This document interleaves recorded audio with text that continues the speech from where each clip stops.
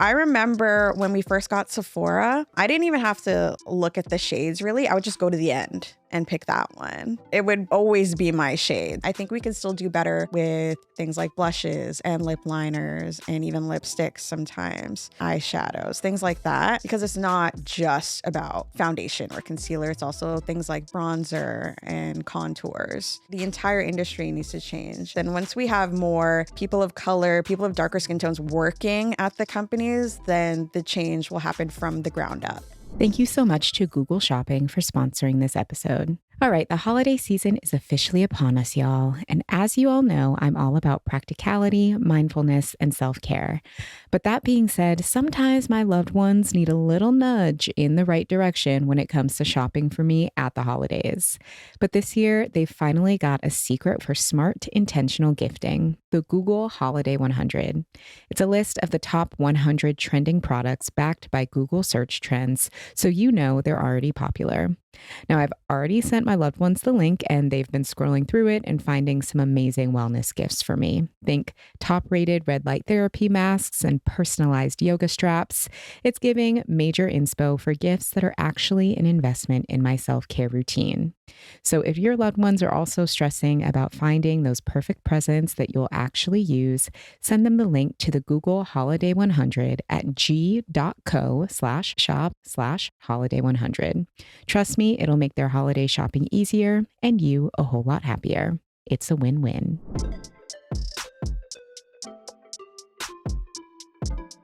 Welcome back to She's So Lucky. My name is Les. I'm your host, and I appreciate you tuning in. And this show is all about the different ways that we create our own luck.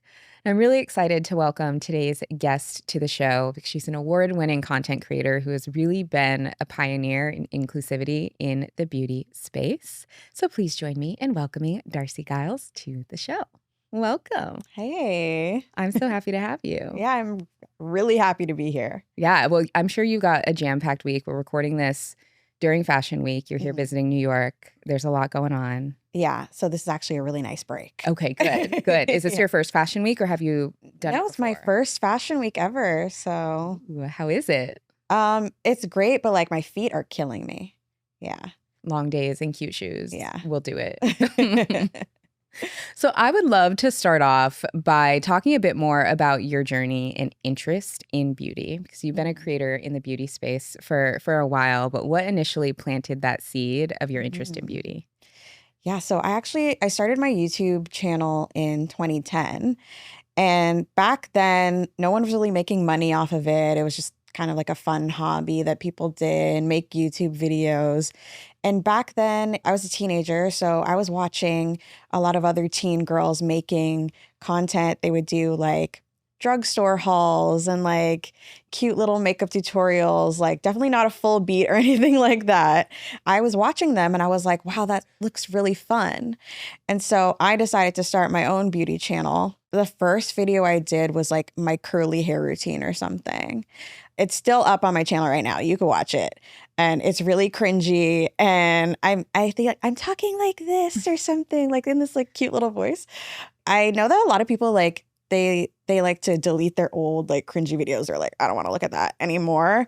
But I feel like it's part of my journey. So I'm just going to keep it up. I feel like even things that I did like 2 years ago, I'm like, ew, but it's still part of how I got here. Oh, yeah. I feel the same way about podcasting and even the old episodes where people are like, I'm going to start from the beginning.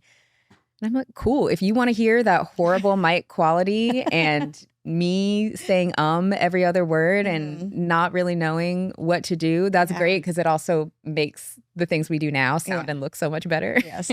Yeah. So going back to when you first started creating content, what was it about that you really enjoyed? Was it the creativity? Was it about the community that was beginning to form? What kept you in it in those early days? I think that it was mostly the creativity. I think I've always been a very creative person.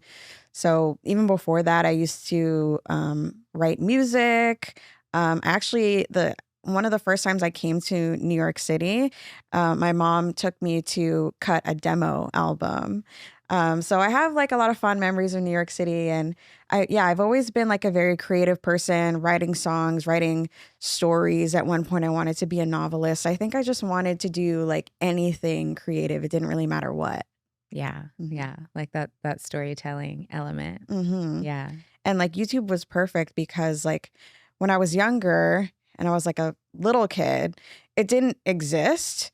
And the job that I have now didn't exist. So like I couldn't even have dreamed something like this. And especially those early days of YouTube. Because I mean, I remember being a consumer of beauty content in those really early days. And there was something about it that just felt so, for lack of a better word, real. Yeah. Because it truly was people doing it solely because they liked it. It wasn't a career. There wasn't really an incentive. Mm-hmm. Everything was on like a webcam. People didn't really have cameras back then. No, my first videos were on my MacBook webcam. I don't even remember how I edited them. Like, I don't even remember what software I used, but I figured it out somehow. I've been editing my own videos for over a decade. And so I got really good at it and totally self-taught, never went to school for it. And I think that's beautiful that people are able to create like that just on their own now. So going back to your channel, one of your long-running series, I think a lot of people know you for, is the Black Girl Tries series, where you would try various different, styles, trends, things that people may not necessarily associate with Black women in beauty. And you would try it out and you would share that with your audience. So I would love to go back to that very first Black Girl Tries when you decided to put it out there and what that experience was like. It kind of started out as a joke, honestly. There was a trend going on already of people trying other people's makeup routines, but it would always be someone that they looked like, right? So it was kind of like a transformation into that person. So I was like, well, what would happen if I tried the makeup tutorial of someone who didn't look anything like me? And I had always loved K-pop and K-dramas and Korean culture ever since I was a kid. And then I had started to get into K-beauty because a lot of Korean makeup artists were also making YouTube videos, and I would watch them. And I would watch those videos and be like, oh, that's so beautiful, but like it wouldn't work on me, right? Because our skin tones are completely different. And as you know, like you could put on a color that looks great on someone with lighter skin and it looks terrible on you. So I thought it would be a funny video if I tried following a Korean makeup tutorial. And it was really funny, actually. But at the end, every time I did it, I discovered that I'm like, oh, I kind of like this eyeshadow. I'm like, oh, this lipstick actually kind of worked on me. And it became a series that people loved because not only was it trying something different, but at the end, you also like would discover something. And I started to get messages from other Black girls saying like, oh, I was too afraid to try this makeup style until I saw you trying it. I couldn't believe I had created this community of other Black women who were interested in the same things as I was, because growing up, it was like just me. Like no one had even heard of like K-pop or even Korea sometimes. But yeah, I had no idea that all those people were out there. So it really surprised me that I created that community. Yeah. And I think the great thing about beauty is it can be really playful and experimental, but sometimes there is that intimidation factor when it comes to trying something new or maybe going against some sort of beauty rule or guideline that we've heard, when really at the end of the day, the worst thing that can happen is like you don't like it and you wash it off. Yeah, exactly. But sometimes we need permission to even try that. Yes, yeah, that's a great point. It is just makeup, and like you can totally just wash it off if you don't like it. So I'm always like pushing myself to try something new. Have there been things that you tried where you thought going into it like, this is going to be crazy, and then you actually ended up loving it? I think my favorite experience in the Black Girl Try series was when I tried goth makeup. So I'm like very much like a pink princess, right? I love like everything pink and like very feminine. And so goth kind of like turns that on its head, right? And typically you don't see a lot of Black women that are goths, but I actually did have a friend who was. And so I used her as inspiration in the video. And in those videos, I also try to do like a lot of research into like the culture and things like that. Even though it is very light and funny, I am doing research behind the scenes. That one was the most fun for me, definitely. And I looked really good at the end. So that one really surprised me. Yeah, to Yeah. try on a different style, especially Yeah. something so opposite of what you usually Yeah. do. It's like I became a different person. Yeah, like a Yeah. persona. Yeah. That is fun. I'm also curious, in all of your time in creating beauty content, being in the beauty space, if there were any beliefs that you previously held about beauty or maybe certain beauty standards that you previously adhered to that you now no longer adhere to. So I just said that I'm a pink princess, but I was not always like that. I feel like a lot of Black women have that experience of growing up where they think that like certain colors aren't for them. Like, oh, this red lipstick's not for you. This pink blush is not for you. Or this eyeshadow is going to be too ashy or something like that. And then that kind of creates this environment where you don't even try. Right. So through the Black Girl Tries series, I actually discovered how much I love pink, and I wear pink lipstick and I wear pink eyeshadow. I like pink everything. And I feel like I wouldn't even have touched those colors before. So being able to discover things Yeah. that you never thought you'd like. I Mhm. feel like there are just so many unspoken and spoken kind of rules and Mhm. expectations of what it is we're supposed to use, what it is we're supposed to like, and how we're supposed to present. Mhm. And it can feel so refreshing to either go against that or to figure out what it is that you like for yourself Yeah, without having other people's voices in your head. exactly. This episode of She's So Lucky is sponsored by Cotton. So I'm currently sitting here in my favorite denim outfit, which happens to be made from 100% cotton. And I swear, when I wear this, it feels the most me. It is my favorite outfit in my closet. It is comfortable. It is the epitome of my style.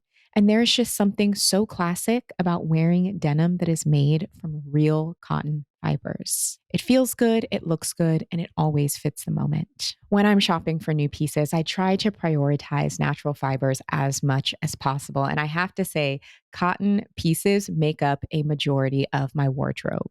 I love how comfortable cotton is. I love how easy it is to care for, so it doesn't make laundry day a hassle. And natural fibers just feel better on my skin. They're comfortable, they're breathable, and I have great cotton pieces for every season. And lately, as I have been updating and redecorating my apartment, I have also been prioritizing getting home items made from cotton as well. I'm talking towels, sheets, throw blankets, little home details. I'm constantly checking the composition tags to make sure that the items I bring into my home are made from cotton. It's really become my go to because I want my home to feel intentional and high quality. Cotton just makes that easy. And one thing that I have learned, particularly in my current apartment refresh, is that what something is made out of truly matters, both for how it feels on your skin and how it lasts over time. And cotton is special. It's a natural fiber that literally comes from the earth. It starts as a flower, blossoms into a cotton ball, and becomes the soft, breathable fabric that we all know and love. Cotton is the fabric of our lives for a reason. And here are a few things that I love about choosing cotton. One, it feels gentle on my skin. Cotton is breathable, it's soft, and it's comfortable to wear all day. When I reach for anything that's going to be touching my skin, I'm talking denim, t shirts, bedding, choosing cotton feels like a no brainer. I also love that cotton lets you flex your personal style. It is so versatile, from your favorite t shirt to denim to flannel to a comfortable oversized sweater. Whatever mood or season I'm in, there is something made of cotton that fits the occasion. Some of my favorite sweaters that I wear this time of year are made from cotton. Something else that I love about cotton pieces is that they last. Cotton is durable, it's easy to care for, keeps its shape, and it doesn't pill. I want pieces that can keep up with me, whether it's the jeans that I'm wearing when I'm running to catch the subway, the cotton throw blanket that I'm cozying up with on the couch every night, or the cotton rich towels in my bathroom that hold up after every wash. Cotton is durable and it always holds up for when I need it. And part of this partnership that I currently have with Cotton is that I really appreciate their commitment to education. Their mission is to help you feel confident. I want you to feel confident about what you're putting on your body and what you're bringing into your home. And when you choose natural fibers that feel good and last a long time, you're making your everyday life a little bit easier. So the next time you go to buy clothes or pick up something for your home, do a quick check and look for cotton on the tag. Sometimes it's 100% cotton, and sometimes it's cotton rich. Anything above 60% counts. But either way, knowing what is in your fabrics helps you make better choices for you.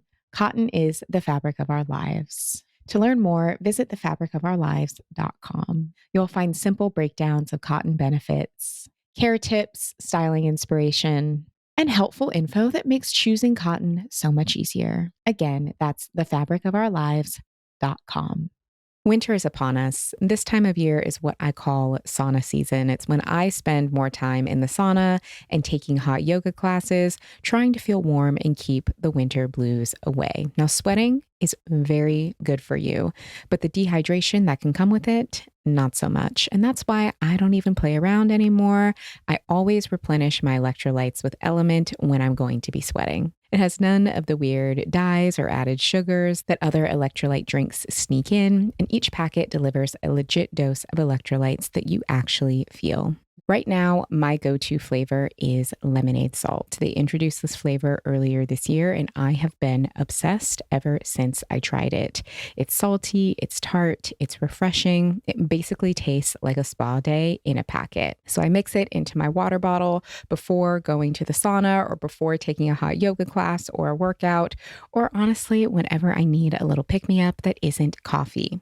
Right now, Element is offering a free 8-count sample pack of their most popular drink mix flavors with any purchase. It's the easiest way to figure out your favorite flavor or to share a couple of packs with a friend. Get yours at drinkelement.com/balancedless. This deal is only available through my link. You must go to drinklmnt.com/balanceless. And if for some reason you don't love it, Element will give you your money back, no questions asked. But I'm telling you now, you will probably love it as much as I do. That's drinkelement.com/balancedless. I want to come back to what you said earlier about your interest in Korean culture, because that is also something that you talk about a lot in your content. And I want to go back to what some of your earliest exposures were to Korean culture and what initially fascinated you. It was definitely the music at first. I got into K-pop really young, back when it wasn't popular in America at all. I think I was like maybe 13 or 14 when I first discovered it. And it's kind of like an odd way of discovering it too, because like at the time, all my friends were into anime and I like this one specific anime. And like the ending theme song was sung by a Korean artist. And so then I found more of that artist's music, and then I started watching K-dramas, and it kind of just like snowballed into everything. It was on YouTube that I discovered everything too. So YouTube also helped me find my love for Korean culture. I started to love the food and the makeup, and it's just gone from there. And now I've literally been to Korea 8 times. And like your interest snowballed. That's so interesting that Yeah. it all came from liking a theme song. Mhm. But also kudos to you for doing the detective work of being like, who is this? And then going Yeah. down. I feel like also when you're 14, like you have so much time. Like back then, I used to know like everyone's, like all the celebrities' birthdays and where they grew up and like what their mom's name was. I'm like, now I am like, who? I don't even know who's on the radio right now. No, that's so real. But I Yeah. feel like back then, a lot of that stuff used to be such common knowledge. Mhm. I also think we're inundated with so much information that maybe Yeah. we hear it, but it doesn't stick. There's so much right now. Yeah. The industry's just flooded. From every which direction. Yeah. Girl. Related to that, I would love to talk a little bit more about K-beauty specifically, Mhm. because I think especially over the past few years, you're a very early adopter of it, but it has Mhm. increased in popularity in the States over the Mhm. past few years, particularly with skincare. And I would love to talk more about why that is, why you think so many people are beginning to be interested in and flock to Korean skincare over the past few Mhm. years. I think interestingly enough, people are actually a lot of people are actually going like the same route that I did into the Korean culture. So like I found that like around 2020, that's when like BTS and Blackpink became really popular here. And then once people discovered that, then they're like, oh wait, there's more. There's the shows, there's the beauty, there's the food, right? And I feel like a lot of other people are also snowballing into it the same way that I did. And it just becomes a part of our culture now as well. Actually, now that I think about it, I feel like I had a very similar trajectory when it came to fitness, because a lot of what I used to do was very much in the fitness space. And it was because in the early days of YouTube, I was so into makeup and beauty videos. And I remember one time watching this beauty video, and the creator had mentioned a fitness Instagram, or not Instagram, YouTube channel that she really liked. I mean, this was probably back in like 2010, 2011, so very early. Yeah. And I was like, oh, I kind of probably should work out more. Let me check out this channel. And then I ended up going to that channel just because the creator mentioned it. And then it ended up unlocking this whole fitness journey that became a career, that became this podcast. And it's like one little seed gets planted and it can unlock so much for people. Exactly. And like fitness really is a part of beauty as well, right? I find that like whenever I'm my healthiest, I look the best too. Yeah. Yeah, for sure. Mm-hmm.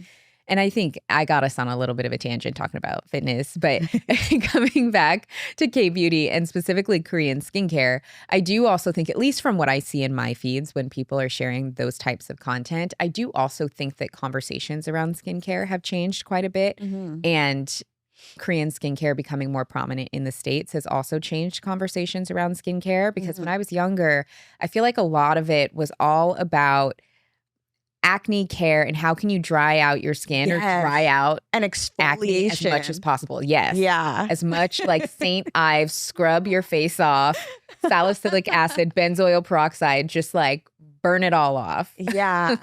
No, exactly. And now it's all about like moisture and like soothing the skin and, getting that like glazed donut look.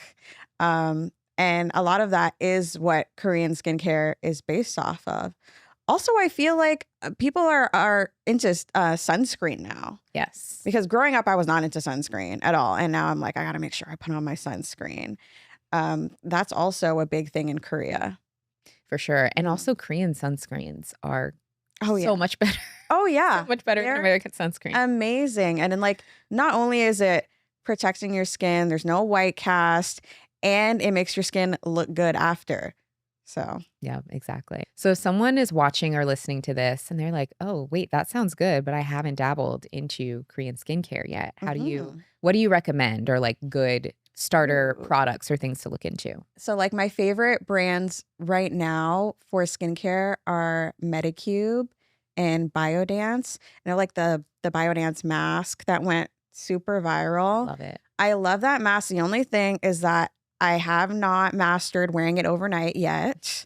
I've tried, and like at 2 a.m. I just like rip it off my face. Sometimes I'll rip it off my face and I don't realize, and I'll just wake up and it's on the floor and I'm like, who did that? Like, who took my mask off? Yeah, obviously it was me, but yeah. And Medicube, their device is amazing. You don't have to get the device, but if you can afford the device, I would totally get that. I use it like before every photo shoot, make sure my face is snatched, but also their like serums and creams and everything are also a lot more affordable, and I use those daily. Those are such good recs. I love the Biodance mask. Yeah. As well. And there was one, I usually am good with keeping it on overnight. One night I got really ambitious and I put on mouth tape and then I put the mask on over it. And that was like a little bit too much. I felt a little claustrophobic. Yeah. So when I use the mask, I'm like, okay, no mouth tape tonight. Yeah. That's too many things on my face. Yeah. Like, have you seen like the morning shed trend? People do a lot. I don't know how people do that. I cannot do that. Or how you stay asleep with that many things going on. Yeah. And I'm a side sleeper. So yeah, I don't think I could do it. I need to try the Medicube device. I have the Medicube. I have a few of their products. I have the pore pads, like the exfoliating pads, which I really like. And then I also recently got their mask, the like collagen night wrapping mask. Yeah, like the one in the tube? Yeah, where you put it all over your skin and it dries down. Yeah. For people who maybe have a hard time sleeping with the sheet mask, that could be a good alternative because it's a little more It's lighter. chill. Yeah. Yeah. And it's hard. You can't like rip it off in the middle of the Yeah, night. it's a lot harder to rip off. Yeah. Yeah, But those are like that the one ones. feels more like it's like your skin, so it's a lot easier to sleep in. Yeah. And especially if people have like sensory things. Yeah, and that's stuff me. Like that. Yeah. Yeah. I like can't even wear jewelry really. I like have one ring on right now. Yeah. Just don't overdo it. Yeah. Yeah. So transitioning a bit out of Korean skincare, I'd also really love to talk about Korean makeup. Because you have worked with a lot of Korean makeup brands and also given important feedback related to what they offer, inclusivity, shade ranges. Can we talk a little bit more about your journey with Korean makeup specifically? I've been using Korean makeup for maybe like 6 or 7 years now, maybe like since 2018, and a lot has changed since then. Um, there have been like previous attempts from Korean brands to expand into the US, and I've seen brands create those 30 shades, 40 shades. And what tends to happen is that they'll create those shades, but they're not being marketed properly to the consumer that could use it. And so eventually they just discontinue it or even like remove themselves from the United States completely. Right. And I kept seeing that over and over again. And it was getting really frustrating. But one day I went to an event and it was like a local store in Toronto, and they sell a lot of K-beauty, and they were having an event there, and I was the only Black person that was at this event.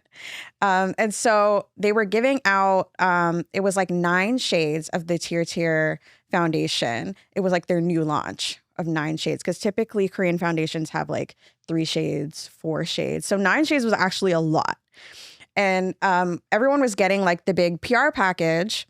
And I was the only one that wasn't getting the PR package because it didn't come in my shade. I know the girls who work there. So I was like, can I just get one anyway? Like just for fun. It was a beautiful package. And I'm like, I can just like put it up on my shelf or something, right? So I brought it home, and then I'm like, you know what? I'm just gonna try it for fun. And so I made a video of me trying it, and it's a gorgeous foundation, just a beautiful foundation. I was like, hey, like Tier, this is a great foundation and I love it. If you are planning on making more shades, like call me, right? And that's exactly what happened. And I was absolutely shocked that happened. That has never happened before. The difference between the other brands and Tier and what created that whole snowball effect was that they're a brand that actually listens to their consumers. This was the first time that I had ever had a brand really reach out to their consumers. Like they do polls, everything. They're really involved in their community. They're very community based. And because of that, when they put out products, it's exactly what the consumer wants. And I like literally never seen that before. So it was amazing. And now they have 40 shades from that 9. They have 40 shades now. That's amazing. Yeah. 40 shades with like all different undertones and things of that nature. Mm-hmm. That's incredible. Yeah. All from like you being honest and being like, hey, yeah, let's figure this out. It was the first time it like really stuck, you know, and now it's just become a phenomenon and everyone wants the Tier foundation. I'm curious if you've noticed any differences with the formulation. Like we kind of talked about some of the differences with skincare and focusing more on hydration and nourishing the skin. Have you found makeup to be similar? Oh yeah, for sure. Like there's like serum foundations. It's all very skincare based as well. So I think Koreans like fundamentally really care about their skin and the condition of their skin. And so when they're putting on makeup too, they want to make sure that the makeup is good for their skin as well. And I'm also thinking about that as a Black woman. I know I've experienced things like hyperpigmentation or just having a hard time finding things that match because it's like different parts of my face will kind of have different shades, or if something's too harsh, then it'll leave a dark mark. And I think that's something that a lot of us deal with and that a lot of us have at the forefront of our minds, whether we're looking for skincare or makeup. That's going to help those things. Ever since I started using Korean skincare, my skin has improved, which is great. It's gotten like more even and a lot more clear. And because of that, I can actually wear less makeup. So that's great. Like a lot of the times I don't even wear foundation. I'll just like put on concealer, you know? Yeah. Yeah. The dream. Yeah. To not need as much. Because I'm lazy. Yeah. I'm like, I don't want to put on foundation. Yeah, absolutely. Yeah. As we talked about, you first started creating beauty content in 2010. Mm-hmm. We're now in 2025. Even from somebody who is not a beauty creator, but is just like a consumer and a watcher, it feels like the beauty space has changed so much. But I'm curious for you, having been a creator at the forefront of it for the past 15 years, how you feel the beauty space has changed and how we talk about beauty has changed. It's changed so much in so many ways. The best part is in terms of inclusivity, I think we've gotten a lot better. There's still a long way to go, but we've gotten a lot better. I used to be a competitive dancer, and I have old dance photos of me with like the flash on, a nightmare. Wow. It's just like completely ashy. And I grew up in Canada. So I remember when we first got Sephora, I didn't even have to like look at the shades really. I would just go to the end and pick that one. And it would always be my shade. So I was usually the darkest shade of foundation, which is crazy now because like ever since Fenty came out, I think I think there's maybe like at least 10 shades darker than me in the Fenty foundation. And now that's actually kind of the standard. Yeah, it's right? like the bare minimum. Yeah. So it's definitely changed a lot in terms of that. I think we can still do better with things like blushes and lip liners and even lipsticks sometimes, eyeshadows, things like that, because it's not just about foundation or concealer. It's also things like bronzer and contours, right? Everything, the entire industry needs to change. And like also the people who work there, right? It's from a fundamental place. And once we have more people of color, people of darker skin tones working at the companies, then the change will happen from the ground up. Yeah, absolutely. Mhm. Being in the room and testing things. Mhm. Because we do still sometimes see examples of brands coming out with products where it's like, okay, this clearly Yeah. does not work, whether Mhm. it's a shade of something, whether it's a sunscreen that still has a cast, Mhm. whether, and at some point it's like, okay, is this rage bait? Is this, are y'all doing Yeah. this on purpose? Yeah. I don't know. In this day and age? Yeah. And so, yeah, I definitely agree that there's been progress, but it does feel like there's definitely a ways to go. Yeah, for sure. Yeah.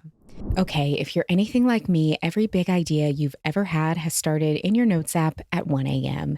and then immediately spiraled into, wait, do I need a website, a logo, a payment system, a marketing plan? When I first started this podcast and this whole business journey, it felt like I had to learn how to wear every hat for every role overnight, and it was overwhelming. But that's exactly why I love Shopify and recommend it to anyone who's looking to get their business off the ground. Shopify is the commerce platform behind millions of businesses around the world and 10% of all e-commerce in the US, from iconic brands like Mattel and Gymshark to brands that are literally just getting started, like yours. So here's what I love. You don't need to be a designer. Shopify gives you hundreds of beautiful, ready-to-use templates, so your online store can actually look like your brand and not something you threw together in a panic at midnight. Because I've been there. It's basically your own tiny marketing team minus the payroll. And the best part is that Shopify's the expert for everything behind the scenes: inventory, shipping, returns, analytics, all the stuff that nobody tells you you're going to need to figure out when you start a business. So if you're ready to sell, you're ready for Shopify. Turn your big business idea into with Shopify on your side. Sign up for your $1 per month trial and start selling today at shopify.com/balanceblackgirl. Go to shopify.com/balanceblackgirl. Again, that's shopify.com/balanceblackgirl. Lately, I've been paying a lot more attention to how I feel day to day, my energy, my comfort, how easy or hard it is to get through my routine. And the more I've learned, the more it's clear how much of that is connected to our hormones. So I started using Hormone Harmony from Happy Mammoth, and it finally felt like something that made sense. Each ingredient is backed by scientific evidence, and it's designed for women across different ages who want to feel more like themselves again. It helps maintain optimal hormone levels so you can support your energy, clarity, confidence, and overall well being, especially when life is shifting and your body is shifting with it. Happy Mammoth also has a zero compromise policy. No GMOs, no artificial fillers or flavors, none of the junk, just science backed ingredients in clinically proven amounts. They actually surveyed over 1,800 women who tried Hormone Harmony and found 86% noticed weight shifting more easily, 77% said it supported mood and general well being, and 100% said they're feeling more like themselves again. What makes it unique is that it supports multiple hormones at the same time, which creates a ripple effect. More energy, improved comfort, easier weight management with a healthy lifestyle, deeper rest, and an overall steady feeling throughout the day. And with 50,000 reviews, women are sharing everything from feeling calmer and more balanced to noticing reduced occasional bloating and better sleep.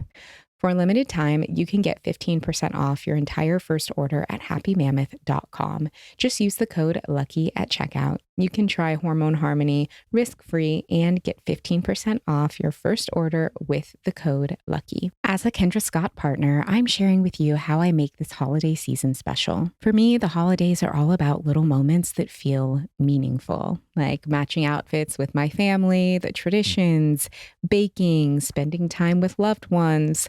And gifts can definitely be a part of that, but it's important to remember that you make the season bright, you make the season sparkle, and you make the season special with holiday gifts from Kendra Scott.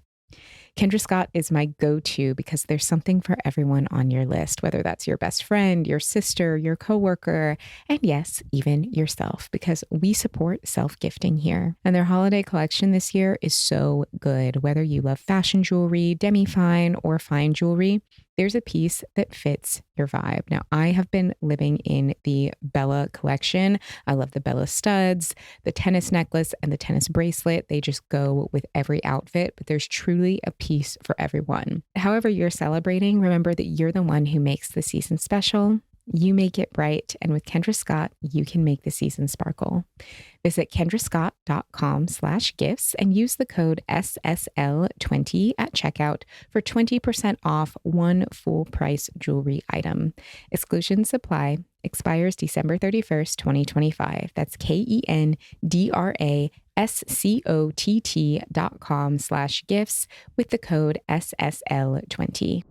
I'm also curious from a beauty content perspective, the ways that you feel things have changed. Because it did, at least from my perspective, feels like in the early aughts, a lot of things were about education. The early days of beauty content were like very educational.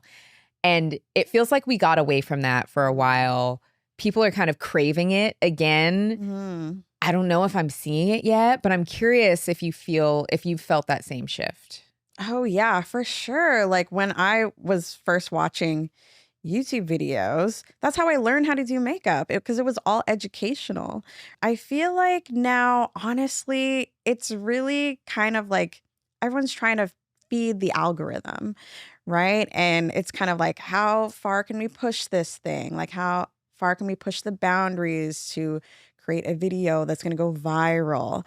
And we've kind of lost that educational standpoint. I would love for that to come back. But I feel like if you're watching like the makeup artists and stuff, you still get that. That's true. Yeah. Yeah. The people that are kind of the professionals in the space. Mm-hmm. And it is hard because I think ultimately everybody would love to serve the end consumer and have the end consumer in mind. But then to your point about the algorithms, it's like, okay, well, are they going to see it if we don't give the algorithms what they want? Or there is sometimes this pressure to be super punchy out of the gate of I have 2 seconds to capture people's attention so that they can even see the thing that I'm trying to teach them. And how do we do that? And it's like such a delicate balance. Exactly. Are there any ways that you are excited to continue kind of expanding your creativity or create in new ways in the future? Yeah, for sure. I actually have some plans. Any that you can share? I do want to create my own brand in the future. So I am working on it. I'm working on ideas. I feel like I'm a good person to really expand the beauty industry in a way that has never been done before, just because I have that unique background of also loving Korean skincare and Korean beauty and kind of meshing it together with my own Black beauty. I think that it would create something really beautiful and something that has really not been done before.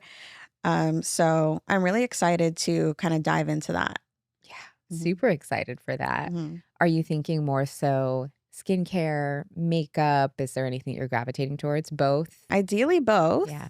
I feel like makeup is my first love, Yeah. so I want to start with that. Okay, that's really exciting. You're going to have to keep us Yeah. posted Yeah. how your progress is on that because I Mhm. know all of us are going to want to support. Yeah. Yeah. You also mentioned earlier that you had wanted to be a novelist at one point. Is that something you're still interested in?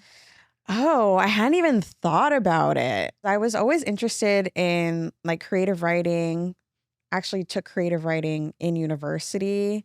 I would actually love to like write a book, but it would be a fiction book. I'd want to create like my own little world, you know? Like I'm very into like world building. Yeah. Yeah. Yeah. What kinds of books are you liking to read right now? I always get obsessed with like thrillers. I love a good thriller, either that or romance. And if there's both, perfect. You're in the right place. You're in the right place. I love a good romance. Yeah. Have you read any good ones this year? I have a book club with my friends. One person gets to pick a book each month, but rarely do we ever pick romance. I should pick a romance next time. You should. Yeah. Yeah. I've been in the biggest reading slump this year because I have not been reading romance. And I'm Yeah. realizing that I know. other types of books just don't hook me the way romance does. Yeah. I need a good romance. Let me know if you see anything. I know. I need to because I've been dabbling more so in fantasy. I've been Mhm. reading the Fourth Wing series this year, Mhm. which I enjoy. It's not that I don't enjoy fantasy or that I haven't even enjoyed those books because I have, but there's something about the reading experience. I enjoy the book when I'm reading it, but it's not grabbing me to the point where I'm doing other things and I can't wait to get back to reading the way romance does. Yeah. And I feel like that's like really what hooked me in as a kid too. I remember like I used to just like read one book in a day. Yeah. Right? I'm like, what happened?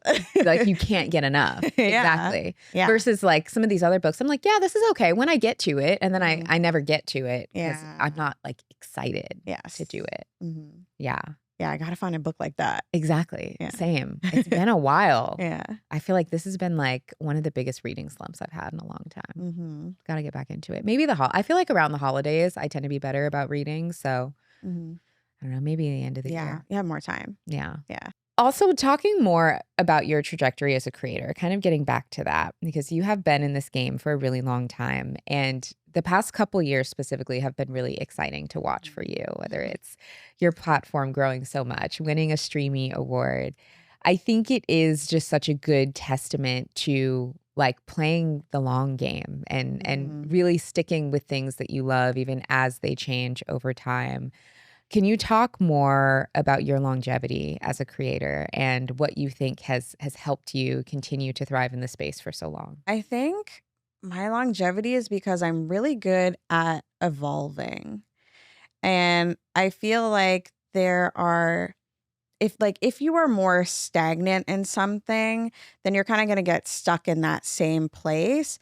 And I feel like I'm very good at kind of like morphing into the next thing. So for example, I started on YouTube and I was on YouTube for I think 11 years before I decided, okay, I'm going to start a TikTok. And I had no idea how to make a TikTok. I had been making long form videos for over a decade. And then all of a sudden this new app comes out and everybody's on it. And I resisted for a while, but then I'm like, okay, I really need to make a TikTok now. And what I did was I went on the app and I tried to like study. I'm like, what's going on here? When you first sign up for TikTok, they just show you like people dancing. And I'm like, I can't dance. Like, how am I going to like make a TikTok? Right. So I actually did kind of start doing like more funny stuff. but it wasn't really like going anywhere. And then I discovered, oh, like people are making beauty videos on here.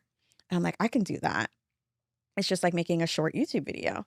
And I decided that I was going to make three TikToks a day for 90 days. I was like, I'm in TikTok boot camp right now. And I did that. I made 3 videos a day for 90 days and I gained 100,000 followers Wow. in those 90 days. That is boot camp. But that's also like dedication. Yeah. That's amazing. What was the mix and types of videos that you were doing at that time? I feel like it was whatever like beauty trends were going on at the time. A lot of time, like at that time, a lot of it was hacks. Like, so you remember that? It was like really dumb hacks. Like one of them was like you put your tweezers on your nose and that's how you know where to draw your contour. It was just ridiculous. I made that video and I put it on YouTube Shorts as well. And I think it got like 50 million views or something ridiculous because people just wanted to see me put tweezers on my nose or like putting like tape on your eyes and doing eyeliner, like little like makeup hacks. People were really into those at that time, like around like 2021, 2022. I also think there's so much of that that's just related to curiosity where people are like, I wonder what would happen if, but I kind of don't feel like doing it. So I want to see someone else do it. I don't think anyone's actually doing that in real life. Yeah. But it's just funny to watch me do it, I guess. That's such a good testament to being willing to try new things. And I think sometimes that can be really scary for people when you've done something that's working. Sometimes when you do have to pivot or you do have to shift directions or try something new, it can feel, there can be that resistance there. Yeah. But I do think, to your point, to have longevity, you have to lean into it because every industry is constantly changing. You constantly have to be acquiring new skills and ready to try new things. When I look at like music artists that I look up to as well that have had like really long careers, like Beyonce, for example, I feel like she's also very good at evolving and changing, and her music is always different and she's always trying something different. And that's why she's still relevant today. Yeah, that experimentation. Yeah. Because if she was still doing the exact same things that she was doing in 2003, that would be so boring. Yeah, people would be over it. Yeah. But we get excited to see what she's going to do next. Yeah. Well, we're also excited to see what you're going to do next. Thank you. One other exciting collaboration that you had that I would also love to talk about was your collaboration with Parnell and also having to extend their shade range. Can you tell us a bit more about that? Yeah. So working with Parnell was a really unique experience because I had actually never actually created shades before. With Tier, I was their brand ambassador and that was awesome. I love working with Tier. But with Parnell, I really got to be like hands-on. And so they had created 30 shades at the time. Even their darkest shade was a shade too light for me. So I definitely gave them some criticism online.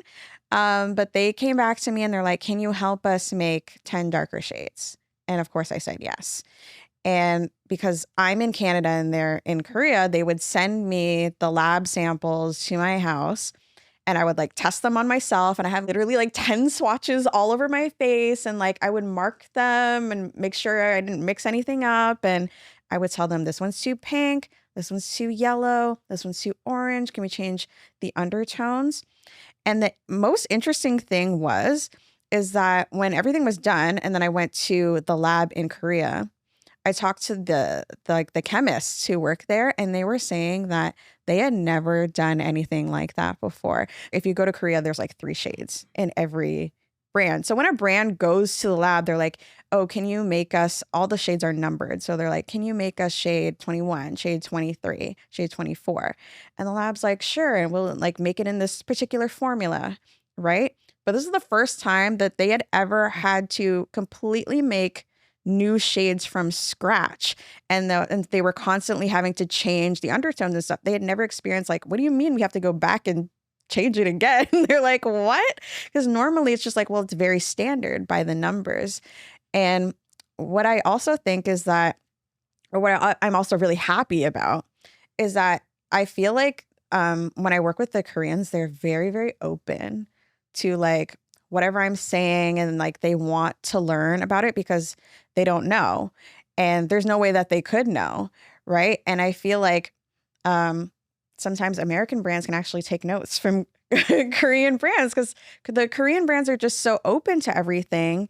And I've noticed that they've started hiring Americans. Like sometimes when I go to have a meeting with a Korean brand, there will be an American there, and a lot of times a Black American will be working at the company, like in Korea. So they're really trying to scout people to be in their offices so that they know exactly how to make these shades and they know how to market to the American market. What a cool experience to Yeah. get to be so close to the development Yeah. process. Yeah. Did that It's give you awesome. a whole different kind of understanding and appreciation for makeup? Yeah, for sure. Like I had never experienced anything like that before, behind the scenes, like stepping into the lab. So that was really fun. And it also inspired me to create my own products one day. That's what I was thinking. I was like, oh, that was preparation Yeah. for what you've got coming Yeah, I up. was like, oh, let me write this down. Exactly. So that you could see a behind the scenes of the process Mhm. before you get to do it. Yeah. That is so cool. Yeah. I'm glad you got that experience. Darcey, thank you so much for joining me today. Oh, thank you I for would having me. imagine that a lot of our audience already follows you and already is familiar with your content. But in case someone is just meeting you today, can you Mhm. please let them know where they can find you? Yeah, you can find me at Miss Darcey on literally every platform. My mom gave me a really unique spelling. It's Darcei. And thank you, Mom, because nobody ever takes that username. Period. Yeah. You were destined for this. It was already Yeah. written. Thank you so much for joining me. Okay, thank you for having me. I hope you enjoyed today's episode. If you did, please make sure that you leave us a rating and a review, and make sure you're subscribed wherever you like to listen or watch. You can catch us on Apple, Spotify, and YouTube. Thank you again for tuning in, and I'll see you next week.